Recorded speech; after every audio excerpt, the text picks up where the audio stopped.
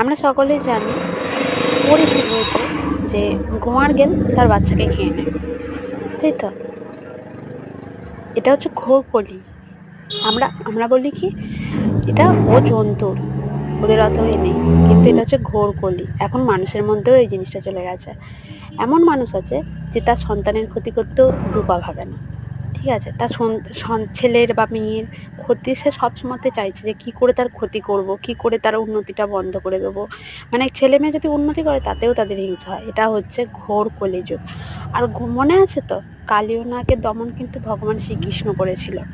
তেমনই যারা অন্যের ক্ষতি করতে চায় নিজের ক্ষতিটা কিন্তু আগেই হয়, তাই তো? সে তোমার পেটের ছেলেই হোক আর পেটের মেয়েই হোক, তুমি যদি সেই ছেলে মেয়ের ক্ষতি করতে চাও, ওপরওয়ালা যে ভগবান সবার পিতা যে, সে কিন্তু তার নিজে ক্ষতি করবে, তারই ক্ষতি করবে উল্টে আগে। মনে রেখো এই কথাটা।